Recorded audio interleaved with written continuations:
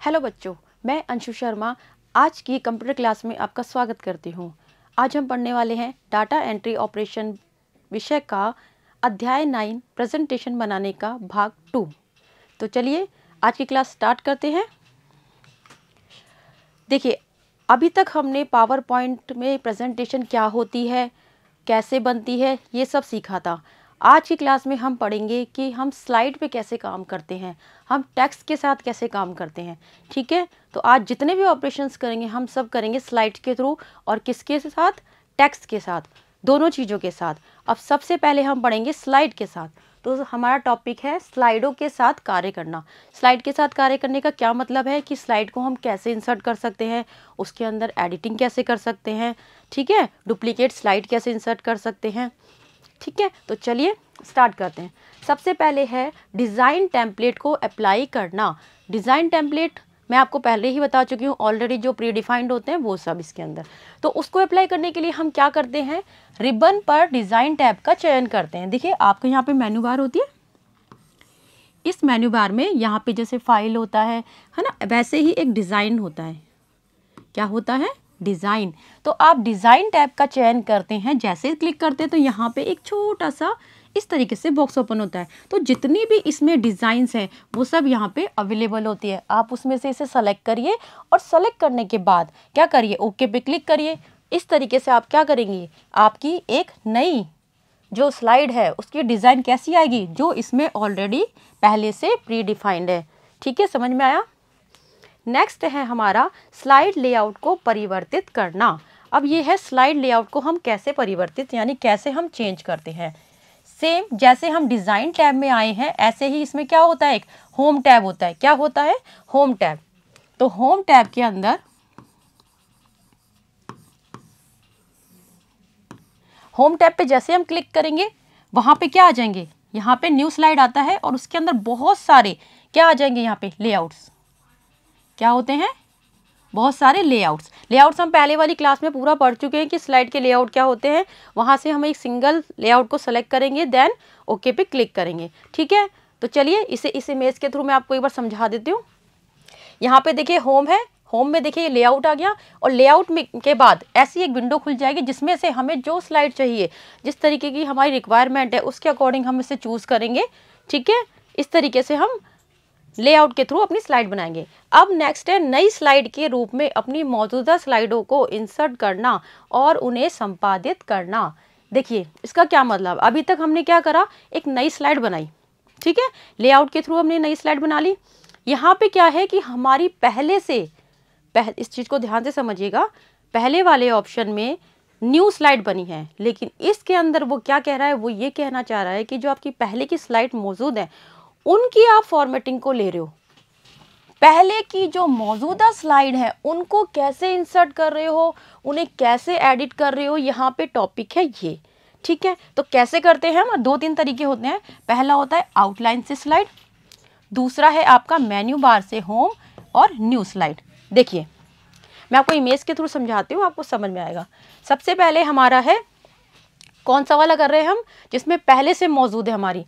Home में आएंगे, new slide पे क्लिक करेंगे, देन देखिए यही वाला खुलेगा। इसमें यहाँ पे आता है स्लाइड फ्रॉम आउटलाइन, यानी अगर हमें पहले से कोई मौजूदा स्लाइड को लेना है, अपनी नई स्लाइड में इंसर्ट करना है, तो हम क्या यूज़ करेंगे, स्लाइड फ्रॉम आउटलाइन।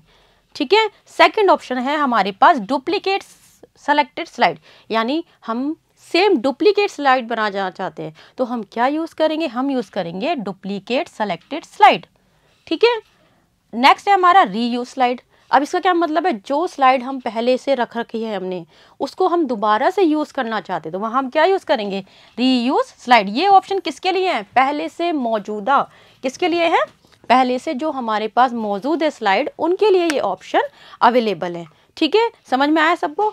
चलिए ये डुप्लीकेट मैं समझा चुकी हूँ, मेन्यू बार से होम स्लाइड ये आपको मैं बता चुकी हूँ, अभी दोनों के दोनों समझ में आ गया होगा। ठीक है, नेक्स्ट टॉपिक है हमारा स्लाइडों का क्रम बदलना। क्रम बदलना मतलब ऊपर नीचे करना, लेफ्ट राइट करना।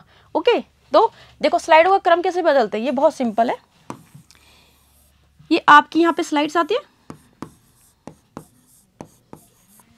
ठीक है, ये आपकी 1 हो गया, ये 2 हो गया, 3 हो गया, 3 को 4 बनाना है, 2 को पहला तरीका माउस से कैसे करेंगे, माउस का लेफ्ट बटन क्लिक करेंगे, ठीक है, जिस स्लाइड को मूव करना है उस पर लेके जाएंगे, लेफ्ट क्लिक करके इसको ड्रैग करेंगे कहाँ तक, जहाँ पे हमें इस स्लाइड को रखना है, इसके डेस्टिनेशन तक।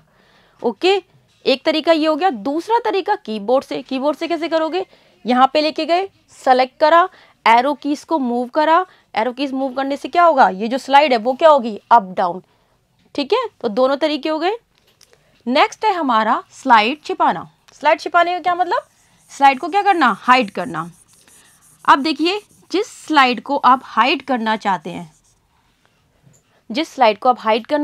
उस पर क्लिक करिए। सपोज जैसे मेरी ये स्लाइड है, सेकंड नंबर, आप इसको हाइड करना चाहते हैं, इस पे लेके आइए, इसे सेलेक्ट करिए।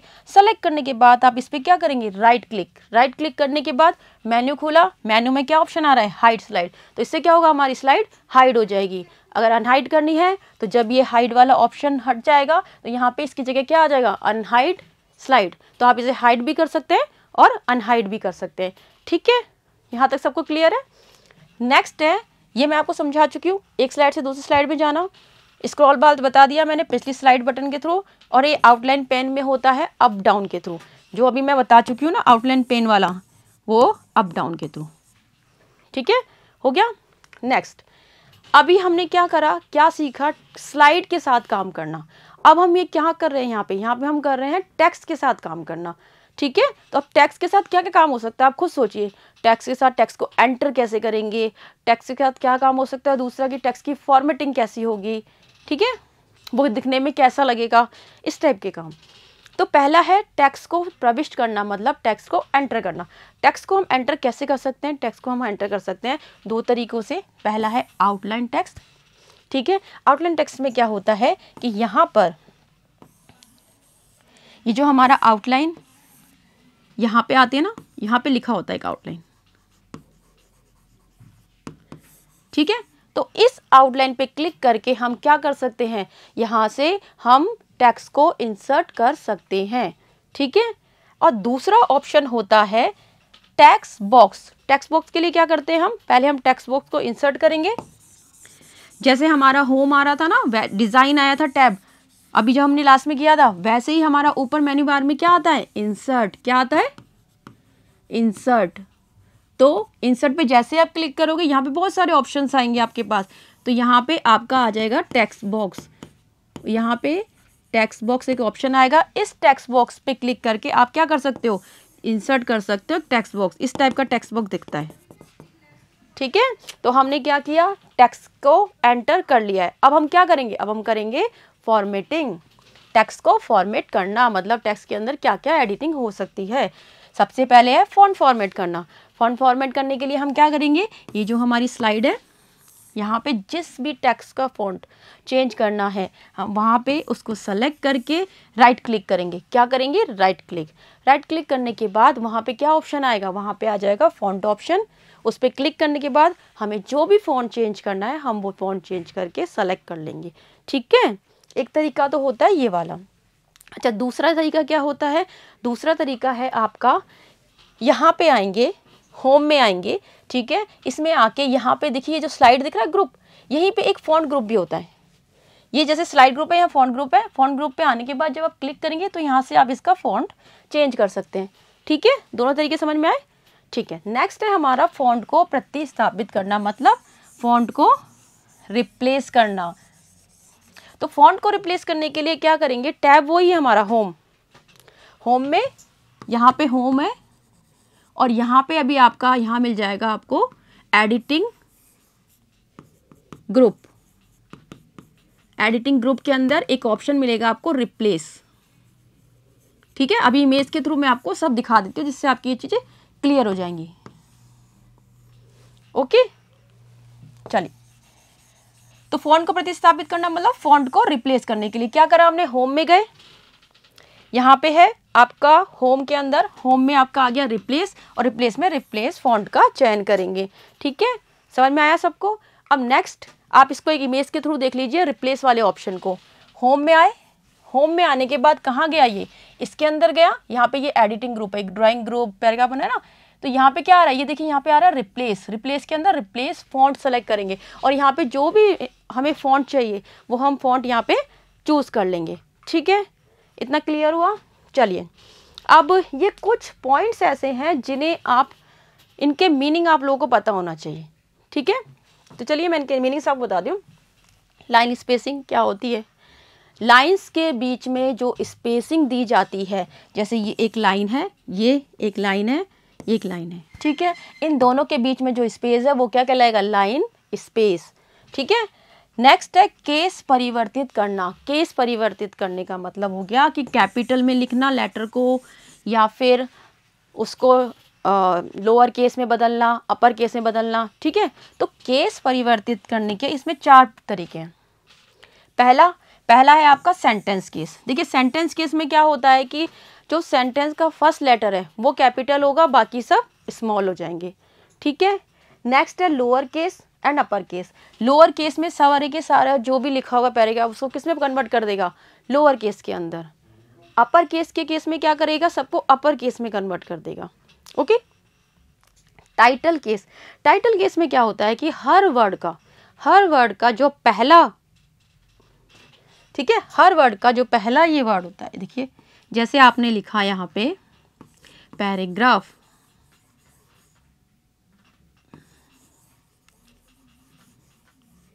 ठीक है, तो ये क्या करेगा? टाइटल केस, हर वर्ड का पहला लेटर, ठीक है, क्या करेगा? उसको कैपिटल कर देगा। ठीक है, तो ये हो गया आपका टाइटल केस। अच्छा, टॉगल केस क्या करता है? Toggle case just opposite, lower को अपर और अपर को लोअर। ठीक है, आई होप कि इतना समझ में आ गया वो सबको। ठीक है, तो चले आगे। चलिए, नेक्स्ट है डिज़ाइन टेम्पलेट पर बुलेट सूची। देखिए बुलेट सूची तो आपने अपने वर्ड में ही पढ़ा होगा। ठीक, बुलेट्स ये है, जैसे मैंने यहाँ पे यूज़ कर रखे हैं ना, तो इसको हम यहाँ एक्सप्लेन नहीं करेंगे, हम सिर्फ ये सीखेंगे कि कैसे हम इसे डाल रहे हैं। ठीक है, तो बुलेट सूची को अगर हम अपने टेक्स्ट बॉक्स में डाल रहे हैं तो उसके लिए हम क्या करेंगे? इंसर्ट। इंसर्ट क्या है हमारा? ऊपर जो आ रहा था ना होम डिज़ाइन, ठीक है, वहीं पे हमने इंसर्ट टैब लिया। इंसर्ट के अंदर टेक्स्ट बॉक्स लिया। ये क्या करेगा? पहले टेक्स्ट बॉक्स लेगा, उसके अंदर ही तो बुलेट बनाएगा, तो पहले इसने टेक्स्ट बॉक्स ले लिया। ठीक है, होम के अंदर पैराग्राफ में आके यहाँ पे जो होम है ये है, ठीक है, और यहाँ पे पैराग्राफ हमारा क्या है? ग्रुप है। पैराग्राफ ग्रुप में आने के बाद यहाँ पे लिखा होता है बुलेट्स एंड नंबरिंग। क्या लिखा होता है? Bullets and numbering. ठीक है, तो होम के अंदर आने के बाद पैराग्राफ, देन उसके अंदर बुलेट्स एंड नंबरिंग।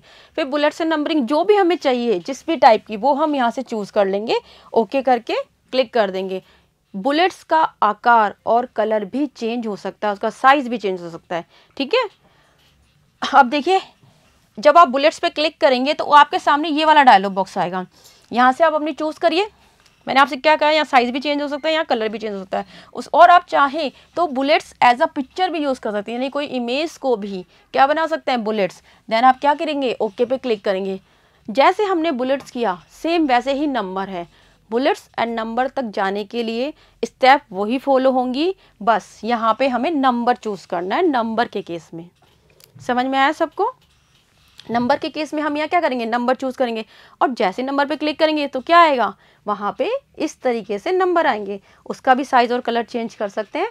ठीक है, अपनी रिक्वायरमेंट के अकॉर्डिंग, और ओके पे क्लिक कर देंगे। ठीक है, समझ में आया सबको कि बुलेट्स एंड नंबरिंग कैसे ऐड करते हैं टेक्स्ट बॉक्स में?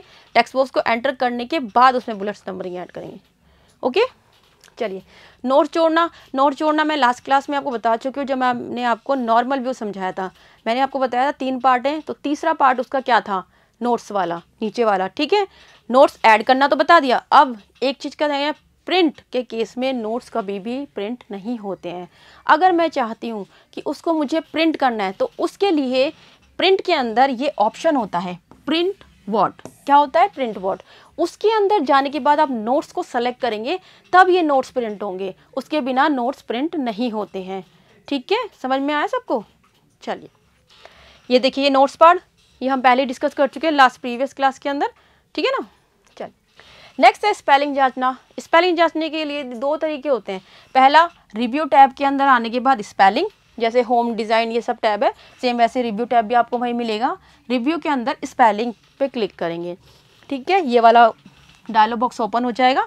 या दूसरा तरीका F7 कुंजी को दबाकर, यानी F7 की को भी हम प्रेस कर सकते हैं। जैसे ही प्रेस करेंगे क्या आ जाएगा, ये स्पेलिंग का डायलॉग बॉक्स। अब देखिए यहाँ आपकी वो मीनिंग आ रही जो रॉन्ग है, चेंज करना चाहते हो आप चेंज कर लो, या आप इससे सजेशन लेना चाहते हो कि भाई इसकी सही स्पेलिंग क्या होगी, वो आप ले सकते हो। अगर सिंगल चेंज करना है तो इग्नोर करेंगे, सॉरी चेंज करेंगे। और अगर आपको मल्टीपल जगह चेंज करना है, मल्टीपल जगह पे, तो हम क्या करेंगे, हम चेंज ऑल करेंगे। ठीक है, समझ में आया सबको? ओके, चलिए नेक्स्ट, सेविंग एंड प्रिंटिंग।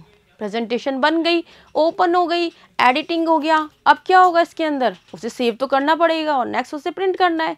तो देखिए सबसे पहले पेज सेटअप, यानी हमारी जो प्रेजेंटेशन है वो कैसी दिखेगी प्रिंट होने के बाद, वो हम कैसे देखते हैं, प्रिंट प्रीव्यू से। कैसे देखते हैं, प्रिंट प्रीव्यू। ऑफिस बटन पे आइए, वहाँ पे आके क्लिक करिए, वहाँ पे आएगा प्रिंट प्रीव्यू। ठीक है, नेक्स्ट है कि हम अपनी स्लाइड्स को, अपनी प्रेजेंटेशंस को कैसे सेव करते हैं। तो सेव करने के लिए 2-3 तरीके हैं। पहला ऑफिस बटन, ऑफिस बटन पे आइए, वहाँ पे सेव और सेव एज। सेव पहली बार सेव, सेव एज मतलब उसको दोबारा से रीनेम करना। ठीक है, तो सेव एज पे क्लिक करने के बाद डायलॉग बॉक्स ओपन हुआ, यहाँ पे हमारी फाइल का नाम आ गया, उसका एक्सटेंशन .ppt, देन यहाँ पे आ गया सेव। ठीक है, फाइल सेव हो गई। नेक्स्ट है वेब पेज के रूप में फाइल सेव करना। देखिए यहाँ पे ये ऑप्शन आ रहा है सेव एज टाइप, यहीं पे ऑप्शन आता है save as a web page. अगर आपकी फाइल को आप वेब पेज की तरह सेव करना चाहते हो तो save as a web page आपका इस जगह आएगा, देखिए सेव एज टाइप में, बस और कोई चेंज नहीं है। सेव इसी तरीके से होगा यहाँ ओके, और आप इस पर क्या करोगे, सेव पे क्लिक करोगे। ठीक है, यही है, मैं फटाफट से पढ़ देती हूँ। ऑफिस में सेव एज पे क्लिक करा, ड्रॉप डाउन मेन्यू में से वेब पेज कमांड का चयन किया, ये वही चीज़ है। ठीक है, नेक्स्ट है आपका लुक इन। लुक इन उसके अंदर क्या होता है, ड्रॉप डाउन मेन्यू से नेटवर्क पर अपने वेब पेज की डायरेक्टरी, यानी कि आपकी कहाँ पे वो दिखेगी, जो आपकी फाइल है वो कहाँ पर दिखेगी, वो है आपका लुक इन के अंदर। ठीक है, फाइल नेम आपका वही सिंपल जो पीपीटी का फाइल का नेम रखना है आपको, है ना, अपनी जो भी प्रेजेंटेशन का नाम रखना है वो आपका फाइल नेम आ गया। ठीक है, समझ में आया सबको इतना? चलिए नेक्स्ट, प्रिंट कैसे करते हैं। मेन्यू बार में ऑफिस बटन पे जाइए, उसमें जाके प्रिंट पे क्लिक करिए। प्रिंट पे क्लिक करेंगे तो आपके सामने एक डायलॉग बॉक्स आएगा। ठीक है, इस तरीके का। ये डायलॉग बॉक्स आने के बाद आपको यहाँ पे 2-3 चीज़ें पढ़नी है, बस ज़्यादा नहीं। सबसे पहले कॉपीज़, यानी जो प्रिंट करना है उसकी कितनी कॉपीज़ निकलेगी। ठीक है ना, आपको कौन सी स्लाइड, करंट स्लाइड प्रिंट करनी है या सारी करनी है, उसके लिए ये वाला ऑप्शन होता है प्रिंट रेंज, कि क्या प्रिंट करना है, सारी, करंट या फिर सिर्फ सेलेक्टेड। ठीक है, ये हो गया 2 ऑप्शन। तीसरी चीज़ कि क्या प्रिंट करना चाहते हो, यहाँ पे आता है देखो नोट्स वाला, जो हमने पढ़ा था ना नोट्स, तो हम यहाँ पे प्रिंट करवा सकते हैं नोट्स को भी, सिंपल नोट्स प्रिंट करवा सकते हैं। नेक्स्ट है हमारे यहाँ पे हैंडआउट्स। हैंडआउट प्रिंट कराने, हैंडआउट का मतलब होता है आपके इसमें बहुत सारी स्लाइड्स है, 6 स्लाइड है मान लो, सबको एक साथ दे देगा। आप चाहते 4 स्लाइड लेना तो यहाँ पे 4 डाल दीजिए, 6 डालना चाहते हैं इस तरीके से। ठीक है, जितनी लेना चाहेंगे वो आप यहाँ से इसका नंबर चेंज कर सकते हैं। ओके, तो ये तो हो गए आपके प्रिंटिंग के ऑप्शंस। ठीक है ना, अब नेक्स्ट चलते हैं हम हमारी पीपीटी फाइल को क्लोज कैसे करते हैं। ठीक है, क्लोज करना बिल्कुल सिंपल है, जो आप वर्ड में भी करते आ रहे हैं और आप एक्सेल में भी करेंगे, सब में क्लोज का सिस्टम बिल्कुल सेम है। ऑफिस बटन पे क्लिक करिए, क्लोज बटन पे क्लिक करिए, आपकी फाइल बंद हो जाएगी। पावर पॉइंट प्रोग्राम से बाहर कैसे निकला, सेम ऑफिस बटन पे क्लिक करिए, एग्जिट पे क्लिक करिए। ठीक है, आपका यहाँ पे ये हो गया, आपने इसको बंद कर दिया और बाहर निकलिए। अब एक चीज़ का ध्यान रखिएगा, देखिए बहुत छोटी चीज़ है, ये सब जगह आती है। क्लोज और एग्जिट, इन दोनों में क्या फ़र्क होता है। क्लोज से तो हमारी फाइल क्लोज होती है, एग्जिट से आप उस एप्लीकेशन से बाहर आते हो। एप्लीकेशन का मतलब यहाँ पे मेरा पावर पॉइंट है, पावर पॉइंट से बाहर आने के लिए हम यूज़ कर रहे हैं एग्जिट, और पावर पॉइंट के अंदर रहते हुए हमारी सिर्फ फाइल बंद करनी है तो हम यूज़ कर रहे हैं क्लोज। ठीक है, डिफरेंस समझ में आया सबको? अब ये कुछ कीज़ हैं जिसमें से जो इंपॉर्टेंट है वो मैं आपके सामने यहाँ रीड कर देती हूँ, ठीक है। प्रेजेंटेशन खोलना, हम प्रेजेंटेशन रिलेटेड ना, कंट्रोल ओ मतलब ओपन, इनको याद करने का सबसे इजी तरीका, न्यू मतलब एन, ठीक है। सेव एस F12 से करते हैं, सेव आपको पता ही है, कंट्रोल एस, पी मतलब प्रिंट इसलिए कंट्रोल पी, हेल्प आपकी हो गई F1, ठीक है। नेक्स्ट प्रेजेंटेशन पे जो यूज़ हो रही है वो बता रही, सबसे इंपॉर्टेंट है आपकी स्लाइड शो शुरू करना, यानी F5 से, ठीक है। अगली नेक्स्ट स्लाइड में जाने के लिए आप एंटर या डाउन एरो की कोई भी यूज़ कर सकते हैं, पिछली स्लाइड में जाने के लिए बैक स्पेस या प्रीवियस की, ओके। नेक्स्ट है पेन टूल सक्रिय करना, पेन टूल सक्रिय करने के लिए आप यूज़ करेंगे कंट्रोल पी, पेन स्टॉक ये रहने दीजिए, इसमें जो इंपॉर्टेंट है मैं सिर्फ आपको बता देती हूँ, पेन टूल सक्रिय करना कंट्रोल पी, निष्क्रिय करना कंट्रोल ए, ठीक है। ब्लैक स्क्रीन दिखाना या छुपाना बी, ठीक है। नेक्स्ट प्रेजेंटेशन, अगर हमें वाइट स्क्रीन दिखानी है तो उसके लिए W, ब्लैक के लिए B। पॉइंटर और बटन दिखाना या छुपाना, उसके लिए हम क्या यूज़ करते हैं A। स्लाइड शो समाप्त करना एस्केप, ठीक है। नेक्स्ट है हमारा फॉर्मेटिंग के कारण, ये सब आप वर्ड में भी कर चुके हो, कंट्रोल ए से पूरा सेलेक्ट होता है, कंट्रोल सी से कट होता है, ठीक है, सॉरी कंट्रोल एक्स से कट होता है, कंट्रोल सी से कॉपी हो गया, कंट्रोल वी से आपका पेस्ट हो गया, ये redo undo, okay. Last bold के लिए बी मतलब bold, control B, control I, control U underline, ठीक है। और ये आपका हो गया लेफ्ट जस्टिफाई एल, ई आपका हो जाएगा सेंटर जस्टिफाई, और राइट हो गया आर मतलब राइट जस्टिफाई। अब ये सब आपके वो ज़रूरत नहीं है, अगर आप पढ़ना चाहें तो आप पढ़ सकते हैं। Promote list item alt plus shift plus बायां एरो, ठीक है। सेम ऐसे ही डिमोट करना है अगर लिस्ट आइटम को तो ऑल्ट शिफ्ट और दायां एरो या टैब, ठीक है। तो आज की क्लास आपको कैसी लगी? आई होप कि आपको सब समझ में आया होगा। तो मिलते हैं अपनी नेक्स्ट क्लास में नेक्स्ट चैप्टर से, तब तक के लिए थैंक यू।